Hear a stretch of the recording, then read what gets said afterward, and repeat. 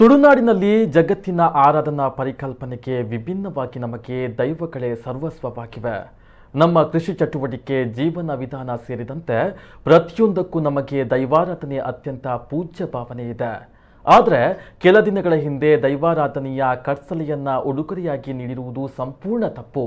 ಇದು ಸರಿಯಲ್ಲ ಎಂದು ಉಡುಪಿಯ ಜಾನಪದ ವಿದ್ವಾಂಸ ಬನ್ನಂಜೆ ಬಾಬು ಅಮೀನ್ ಖಂಡಿಸಿದ್ದಾರೆ. ಮಾಧ್ಯಮಕ್ಕೆ ಹೇಳಿಕೆ ನೀಡಿದ ಅವರು, ಇಂದು ಒಬ್ಬ ಕಟ್ಸಲೆ ನೀಡಿದರೆ ನಾಳೆ ಇನ್ನೊಬ್ಬ ದೈವದ ಮುಖವಾಡವನ್ನು ನೀಡ್ತಾರೆ. ಇದು ನಮ್ಮನ್ನ ನಾವೇ ಸಂಸ್ಕೃತಿಯನ್ನ ಹೀಯಾಳಿಸಿಕೊಂಡು ನಗೆಪಾಟಲಿಗೆ ಈಡು ಮಾಡಿದಂತೆ. ದೈವಾರಾಧನೆ ಕೂಡ ಹಾಸ್ಯಾಸ್ಪದವಾಗಿ ನಡೀತಾ ಇರುವುದು ವಿಷಾದನೀಯ.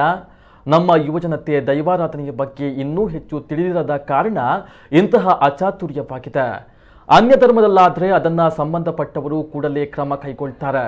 ಆದ್ದರಿಂದ ಪ್ರಜ್ಞಾವಂತ ತುಳುವ ನಾಗರಿಕರು ಇಂತಹ ತಪ್ಪುಗಳು ಆಗದಂತೆ ಭವಿಷ್ಯದಲ್ಲಿ ಎಚ್ಚರಿಕೆಯನ್ನ ವಹಿಸಿಕೊಳ್ಳಬೇಕೆಂದು ಅವರು ಮನವಿಯನ್ನ ಮಾಡಿದ್ದಾರೆ.